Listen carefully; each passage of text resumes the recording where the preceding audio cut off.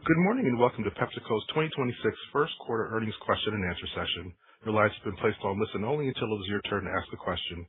Today's call is being recorded and will be archived at www.pepsico.com. It is now my pleasure to introduce Mr. Ravi Pamnani, Senior Vice President of Investor Relations. Mr. Pamnani, you may begin. Thank you, Kevin. Good morning, everyone. I hope everyone has had a chance this morning to review our press release and prepared remarks, both of which are available on our website. Before we begin, please take note of our cautionary statement. We may make forward-looking statements on today's call, including about our business plans, guidance, and outlook. Forward-looking statements inherently involve risks and uncertainties and only reflect our view as of today, April 16th, 2026, and we are under no obligation to update. When discussing our results, we refer to non-GAAP measures which exclude certain items from reported results. Please refer to our first quarter 2026 earnings release and first quarter 2026 Form 10-Q available on PepsiCo.com for definitions and reconciliations of non-GAAP measures and additional information regarding our results, including a discussion of factors that could cause actual results to materially differ from forward-looking statements. Joining me today are PepsiCo's Chairman and CEO, Ramon Laguarta, and PepsiCo's CFO, Steve Schmidt. We ask that you please limit yourself to one question. And with that, I will turn it back over to the operator for the first question. Thank you. In order to ask a question or make a comment, please press star followed by 11 on your touch-tone phone at any time. If your question has been answered or you wish to move yourself from the queue, please press star followed by 11 again. We'll pause for a moment while we compile our Q&A roster.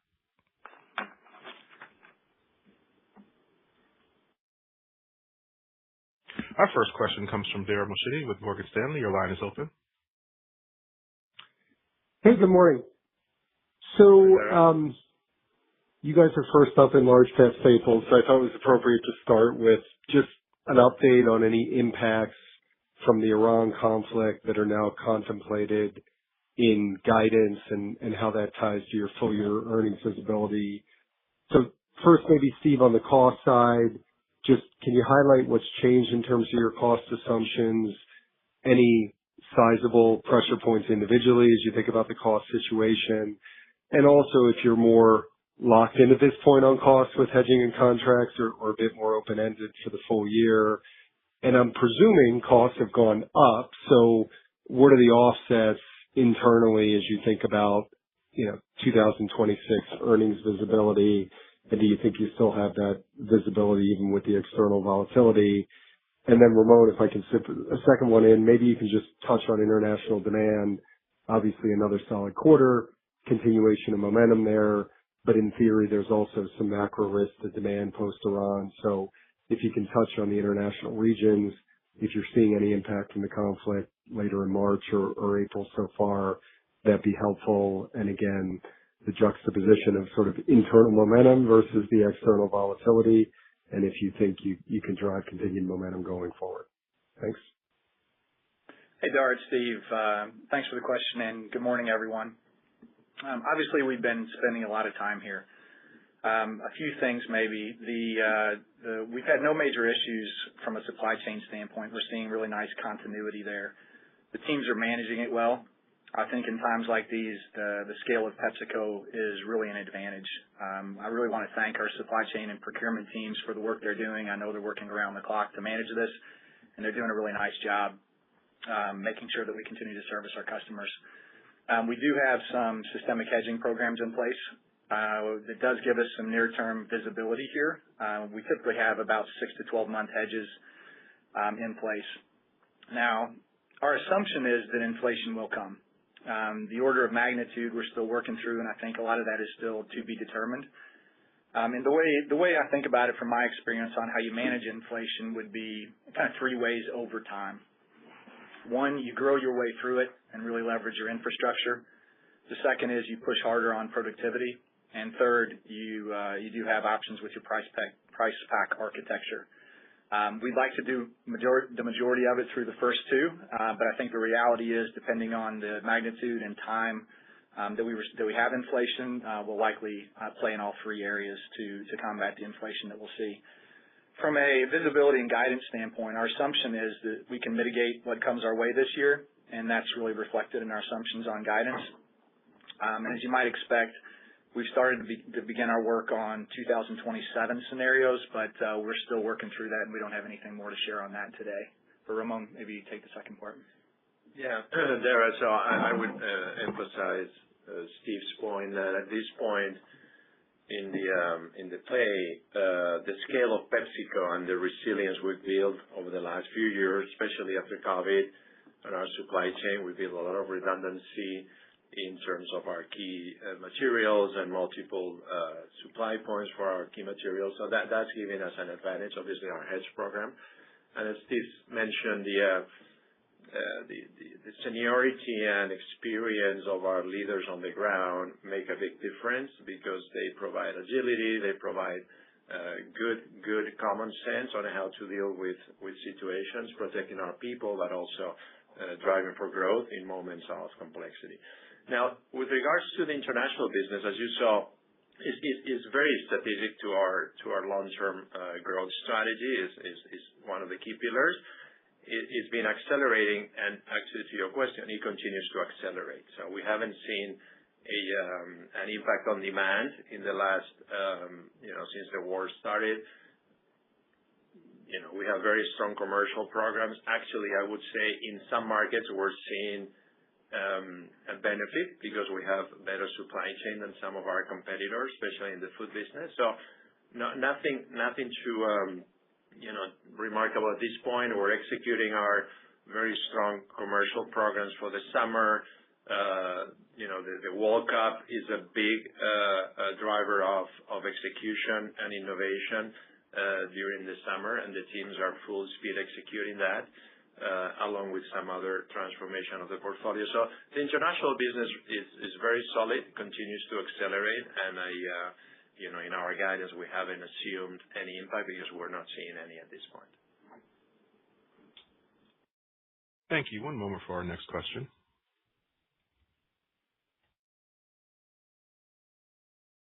Our next question comes from Andrea Teixeira with JP Morgan. Your line is open. Thank you. Good morning, everyone. I was hoping to see if you can talk about PFNA a bit more in detail, and congrats on the volume inflection. Can you talk to us about how the programs have been progressing as we go through the quarter, and how sustainable do you see this performance? If you had, some of the investors may have asked if you had some benefit from shipping ahead of the shelf resets and then the winter storms as well. And if you can comment on that, and how has the repeat rates been in your view for the refilling of those orders? Thank you. That's good, Andrea. So, listen, if you step back for a minute, early last year, in the springtime, we defined the new strategy for the company, focus on growth and very strong productivity to fund the growth.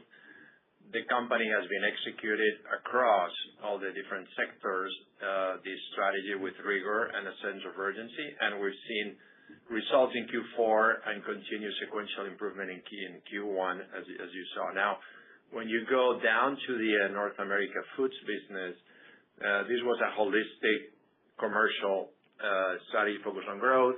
There was some additional value to the consumer. There was more space. There was restage of some of the key brands like Lay's and Tostitos.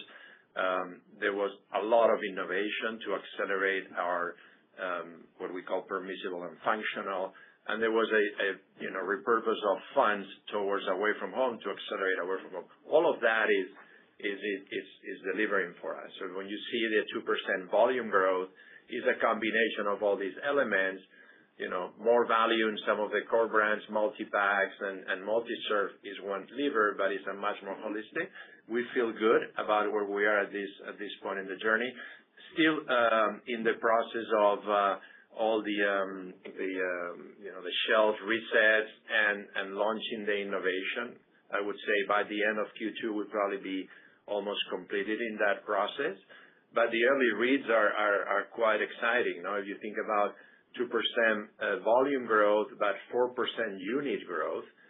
We have increased 300 million occasions in Q1 in the food business, 300 million new occasions to our business compared to Q1 of last year. The away-from-home business is growing 3 times the average of the company. The permissible portfolio is growing double-digit in some of the brands. So clearly, all the structural things that we're trying to do are working. And most importantly, and we don't talk so much about it, the productivity decisions that we took early last year are giving us that flexibility and optionality to invest in the food business in a way that we couldn't do earlier. So, and actually, the cost for North America Foods went down in Q1, which is a remarkable achievement by the team. So we're good. We're feeling encouraged also by the results in the last few weeks where we got positive share, not only in volume we've had for quite some periods already, but now we have positive share in value as well, which is one of the KPIs that we set for ourselves early on. So good progress. We'll continue to update, but the execution is we're in the middle of this reset execution, but feeling very good about how the brands are reacting, how the customers are supporting, and how the teams are executing in the marketplace. Thank you. One moment for our next question. Our next question comes from Bonnie Herzog with Goldman Sachs. Your line is open. All right. Thank you. Good morning, everyone. I had a quick follow-up on PFNA. I just wanted to verify that you still expect to deliver both organic revenue growth and core operating margin expansion this year for the business. And then I do have a question, I guess, on the volume pressures you're seeing at PBNA. I assume your volumes have been pressured as you continue to roll out smaller pack sizes for affordability, and then you're leaning in on your price pack architecture initiatives. But I guess hoping for some color on what's continuing to pressure volumes and maybe your strategy to drive better volume growth this year. I guess, should we assume PBNA volumes will be negative this year, but declines will moderate and improve for the next few quarters? Thanks. Thanks, Bonnie. This is Steve. Let me talk about the PFNA, I guess, margin question I think you asked. If I take a step back, if I look at the total company, core operating margin increased about 10 basis points. We did have a property sale gain from last year in the PFNA business that negatively impacted that, so it would have expanded a little bit more without that. We had organic revenue increase 2.6%, core EPS increased 9%, so we're pleased with how the total company performed. For PFNA specifically, we're going to continue to play offense. We're investing in value. We have exciting innovation. We're supporting that with additional advertising and marketing, and we're growing volume and sales. So we affirmed our guidance today. We'll manage margin as a total company, but we want to give ourselves as much flexibility as possible within the segments to do what's necessary to hit our guidance overall. Yeah, and Bonnie, on the North America beverages business, we've been we're talking about this case pack water transition to a third party. That's still part of the numbers in Q1. I think it laps at in P4. So we only have one more month to lap. If you excluded that transition, the volume is actually almost flat, and we expect that acceleration will continue in the coming periods. Now, what's exciting about PBNA at this point is that the business grew 9%, right? 9%. Now it's a combination of organic growth, revenue growth of 2, plus 7 points of additional platforms that are now in our distribution system. Some of that is business that we acquired, like Poppi. Some of that is, an increased portfolio of energy brands that, are generating growth to our business. So we feel good about the 9%. We feel good about the acceleration, the 2% in organic, and we feel good about the fact that we have flat volume as case pack water, and that progress will, that acceleration will continue in the coming quarters. Our expectation is to have positive volume growth ex case pack water in the coming quarters. Thank you. One moment for our next question. Our next question comes from Lauren Lieberman with Barclays. Your line is open. Great. Thanks so much. I wanted to maybe get a little bit more granular, if we can, on some of the trends in the PFNA business. Knowing that Nielsen scanner data doesn't capture everything. One thing that stood out to us is Lay's. Lay's is one of the businesses where I think you moved earliest. You had the great Super Bowl commercial, refreshing the visual imagery, emphasizing simple ingredients, price adjustments, and so on. And that business, while it's improving, it still looks pretty weak in aggregate. Volumes, bumpy, but still generally down, and organic down pretty significantly. So I just wanted to hear your response to that kind of next steps. I would think that's the business that's the toughest in terms of kind of mainstream competition and less differentiation, but you're the furthest along there. So just maybe your perspective, what I might be missing on how that turnaround's been progressing from your perspective. Thanks. Yeah, Lauren, this is good. The Lay's brand is part of, as I said, a more holistic restage of the full business. We're well under. This is a global brand restage, so Lay's is being restaged globally. It's performing very well globally. It is performing well in the U.S. We grew volume this quarter in Lay's in particular. But if you step back and say, okay, what's happening at PFNA? We grew volume 2%. We grew occasions units 4%, and we grew 300 million occasions in the quarter versus Q1 last year. That for us, some of the success metrics that we're looking at. The other set of KPIs we're looking is household penetration, and we see household penetration gains across all our core brands. And on top of that, we see our permissible portfolio growing, in some cases, double-digit brands like SunChips, Smart Food, Siete, and some others. So holistically, we think we're in a very good place. The fact that we're back to gaining share in the last 3 weeks, we use IRI. We don't use Nielsen internally. That's the data point that we have. In IRI, we're gaining share in value terms in the last few weeks, and we've been gaining volume share now for, I think, 3 or 4 periods. So overall, we think that the consumer is back in our brands. The consumer is coming back multiple times to our brand, responding to our holistic, value plus execution plus advertising plus innovation strategy.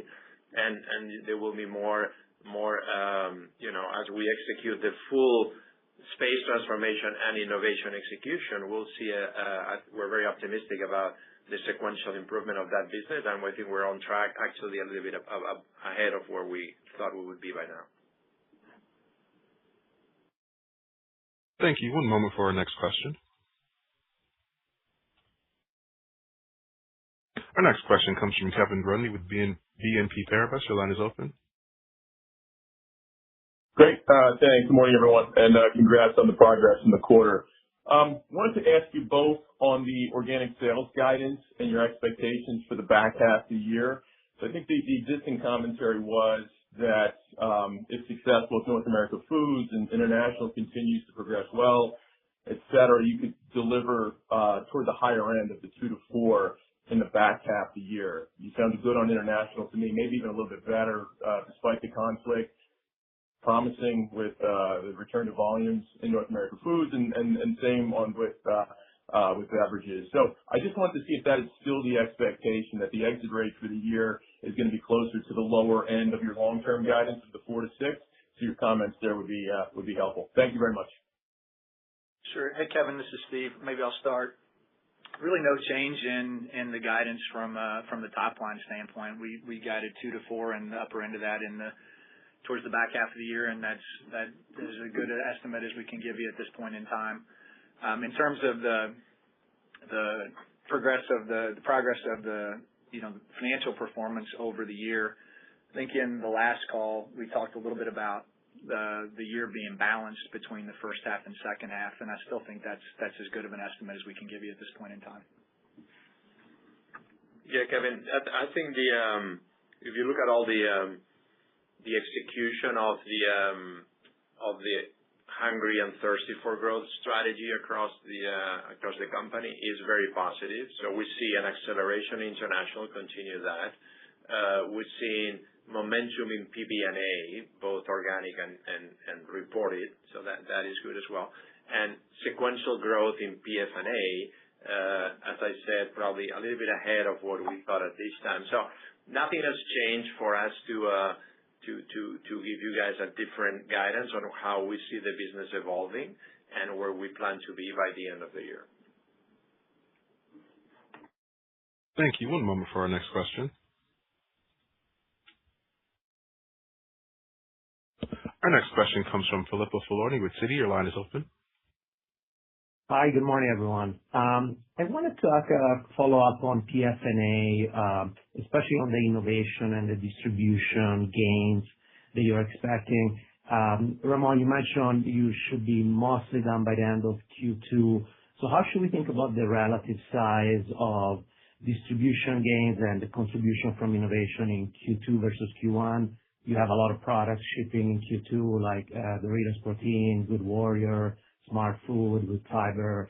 I was just curious, like your plans into Q2 in terms of innovation contribution, and then the distribution gain, should we see an acceleration into late April and May? If you can comment on that, would be great. Thank you. Yeah, Filippo, I think we are obviously different launches, different stages of ACB that we have. If you think about the majority of our innovation is let's say 40%-50% ACB at this point. We should expect that we accelerate that in the balance of the quarter and into the summer. The same with the planograms resets. We're probably 50% more or less in the process of transformation of the space for the year.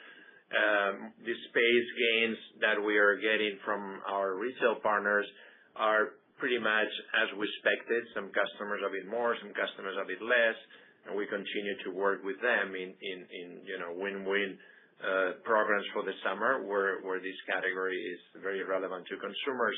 That's more or less the journey that we're in and why we think that we would be accelerating the business in the summer, towards the summer. Thank you. One moment for our next question.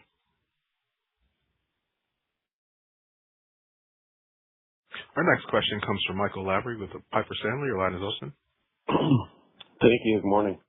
Can you just maybe unpack some of the top line in PFNA a little bit more and maybe elaborate on the timing of some of the price adjustments? Obviously, we see the second price down, but just modestly in the first quarter. How much more is in place versus maybe still to come?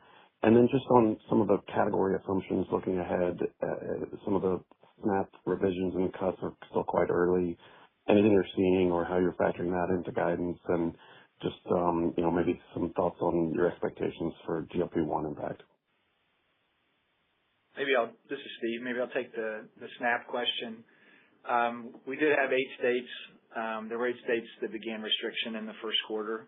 It's mainly beverages and candy. I think it's too early to come to any definitive conclusions right now in terms of impact.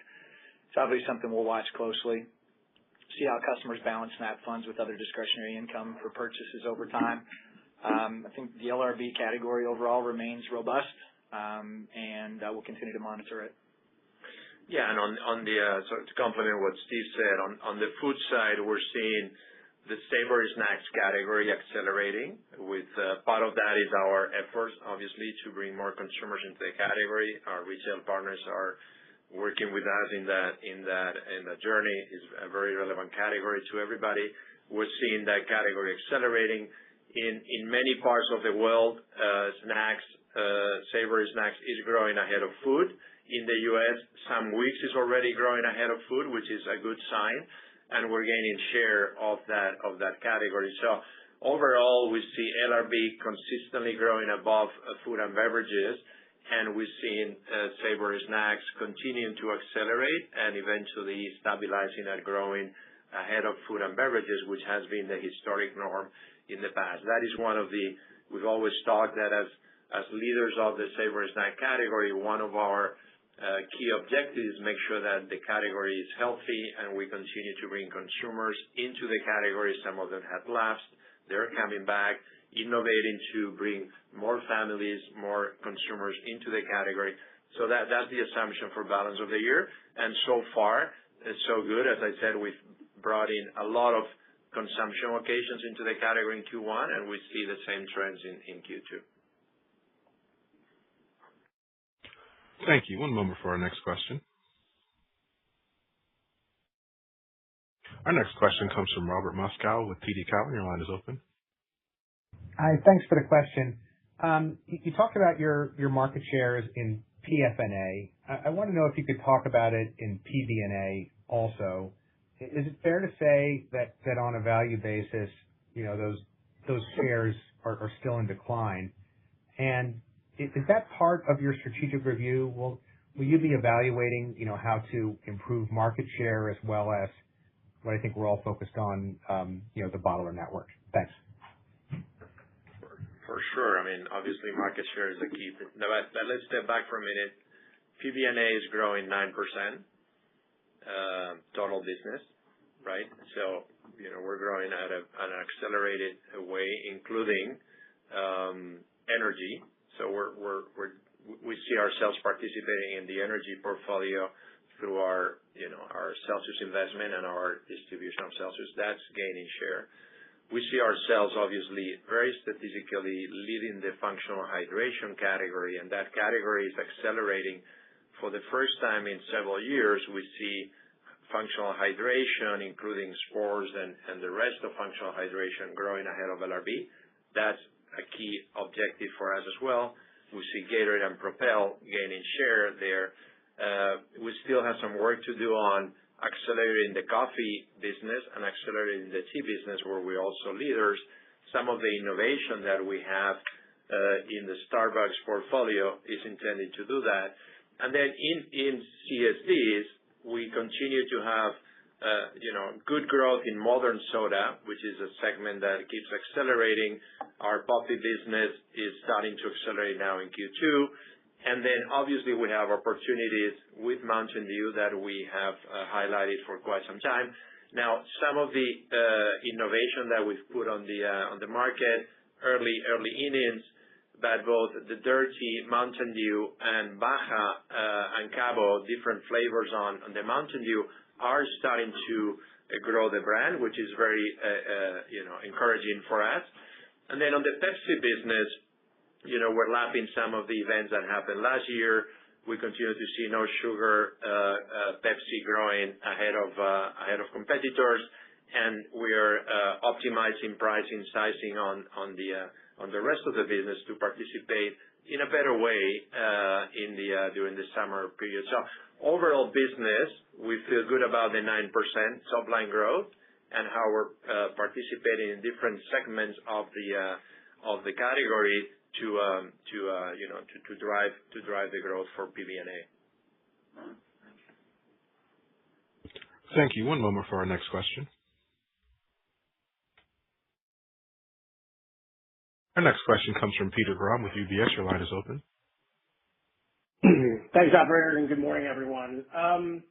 I wanted to ask a follow-up on PFNA. You mentioned in the prepared remarks that you expect sequential improvement for the division in 26. So I just wanted to clarify if that was a broad-based comment, or should we expect organic sales to continue to show improvement relative to the 1% growth that you delivered this past quarter? And I guess if it's the latter, can you maybe provide some guardrails around what to expect as we think about the balance of the year? Thanks. Yes. I mean, our current assumptions is we continue to accelerate organic, first volume. We'll continue to grow volume, which is consumption units into the brands, Consumption Act. We'll continue to accelerate organic and reported revenue growth. Siete becomes organic as of next quarter, I think. And then our intentions and how we're thinking about the balance of the year is growing our profit growth in North America Foods again. That's how we're thinking about the business sequentially. Now, Steve mentioned that we're going to manage the business as part of the broader portfolio, we're gonna continue to be on the attack, trying to make sure that we stabilize the top line and we continue to make this category, the savory snacks category, growing ahead of foods, and making this a place where both us and the retailers want to invest and continue to grow for the future. Thank you. One moment for our next question. Our next question comes from Steve Powers with Deutsche Bank. Your line is open. Great. Good morning, everybody. Ramon, recognizing that it's still early in the PFNA momentum rebuild, I guess, have you seen any meaningful change at all in competitive intensity, whether pricing, promotions, or on-shelf behavior? And I guess, given the incrementality of building cost inflation, how do you think the food industry broadly will balance what are clear consumer affordability concerns with producer needs to offset costs? Is there a chance that could interrupt your own affordability investments? Or I guess conversely, are you looking at that as a potential natural limitation on the risk of more aggressive competitive pricing response to your own actions as you build through the year? How are you thinking about those dynamics? Thank you. I'm sure there will be, as we enter the high season for the category in the summer with all the big holidays, I'm sure there will be more competitiveness in the category. But we have our plans for this. It's not only price. It's trying to provide that the growth strategy for Frito is not only price. Price is one element, obviously, that is very relevant for many consumers to get back to our category. But it's innovation, it's execution, it's making sure that all the elements in retail and away from home continue to be successful. Now, with regards to the productivity story that we have, I don't know if our competitors have the same productivity story, but we've been focused on reducing cost per unit and overall costs for the food business and all the North America business and across the company, actually. And that has been a very successful strategy for us. We still have a lot of non-executed drivers of productivity in the coming quarters and years that would help us continue to give consumers the right value and compete probably in a better way against the other food manufacturers. So that's how we're thinking about the next innings in the journey, and we'll see how inflation behaves. As Steve said earlier, we're going to play a full portfolio and want to make sure that we win in the marketplace with PFNA whilst we continue to deliver the overall profit growth targets for the full organization. Thank you. One moment for our next question.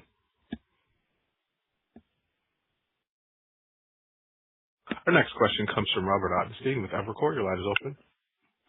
Great. Thank you very much. So most of the focus today has been on the top line. I'm wondering if we could kind of dive into, and you just started to touch on it a little bit, the productivity programs. I think you mentioned that you're on track to having perhaps a record year on productivity. So can you talk about maybe the major buckets for productivity? What you're doing maybe differently this year than in prior years, because you've obviously been focused on productivity for a number of years, and then how you see that productivity gain scaling up through this year and into next year. Thank you. Sure. Thanks for the question. This is Steve. Well, productivity is one of these never-ending battles that we're going to have. We are benefiting from some of the moves from last year, the reduced headcount, plant closures, reduction in SKU count.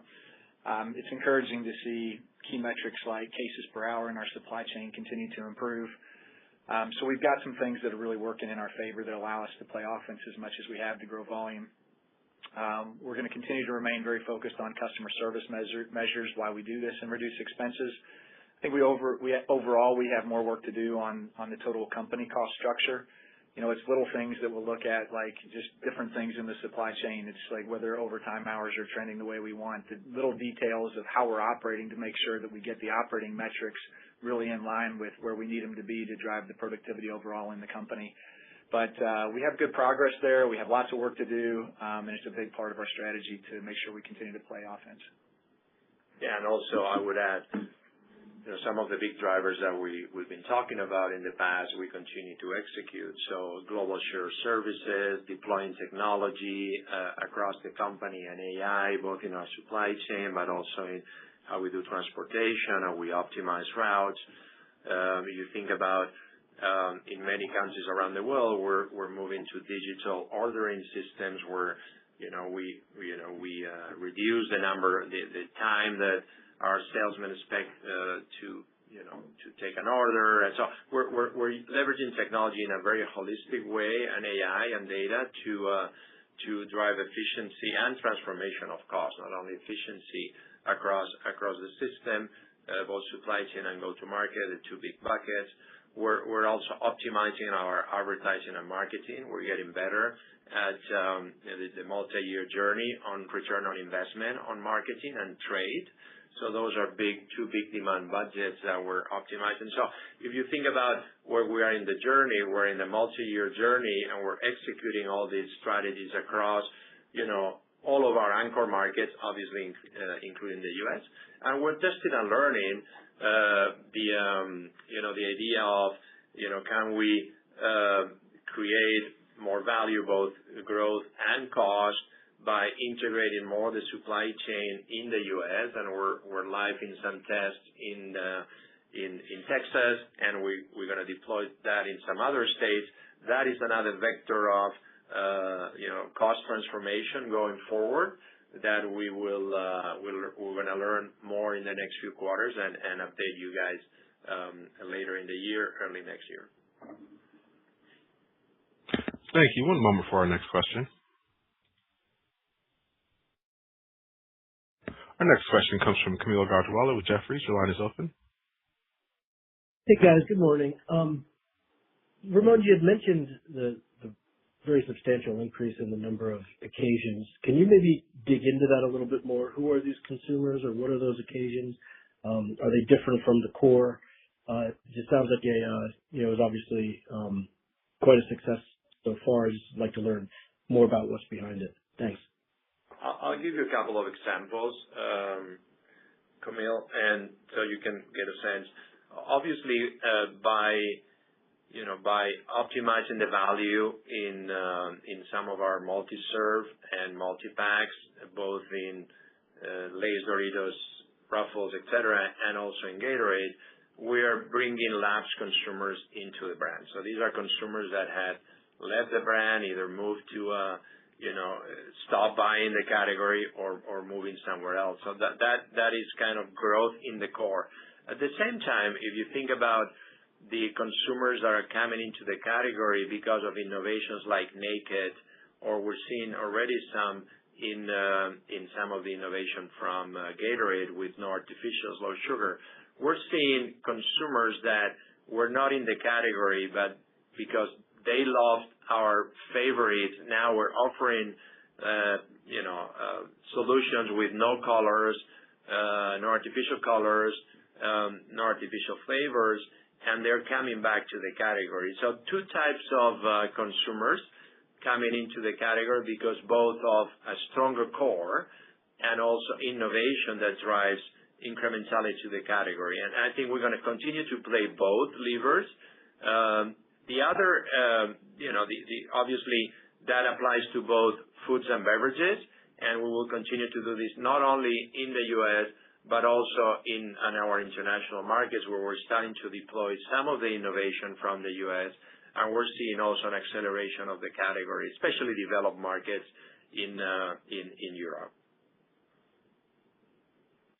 Thank you. One moment for our next question. Our last question comes from Chris Carey with Wells Fargo Securities. Your line is open. Hey, guys. Thanks. Just back to PFNA, way back to the beginning of the call on Bonnie's question. Did you change your investment targets or goals for the business this year? And if so, where are you seeing greater opportunity to invest? And Ramon, you You flagged the World Cup as an activation event. What does a World Cup activation look like for PepsiCo, perhaps specifically for Frito? How is it different versus past events, and are you embedding any of that uplift in your outlook? Hey, Chris, it's Steve. Thanks for the question. The comments I was making earlier, I think, to Bonnie's question, is that we just want to give ourselves as much flexibility as possible to manage all of the sectors and all of our businesses to hit the numbers that we've given you with our guidance. So that's what I was just trying to illustrate, is that we want as much flexibility. There's a lot happening in the world that we need to manage and navigate through, and so we're going to give ourselves as much flexibility within the business to make the decisions that are right for the total company. That's good. No, listen, and World Cup is obviously we're sponsors on the food side across the world, and this is obviously a very big opportunity to engage consumers. This is a real passion point for many consumers. I mean, I'm a big fan of soccer, and I see how we feel at that moment.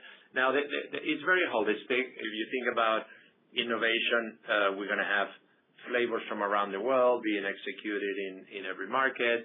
Obviously, there's space gains, there's activations, but most importantly, from the consumer occasions point of view, we're working on No Lays, No Game, which is kind of an activity or a campaign that we've been executing globally for quite some time. We'll double down on that with some of our global football players, and the idea is link Lays to the occasion of sports watching and making sure that when there is gatherings of consumers watching the game, this is activated. We're going to personalize, obviously, for different we know more or less who supports what team, and then we're going to be able to personalize the communication to our consumers.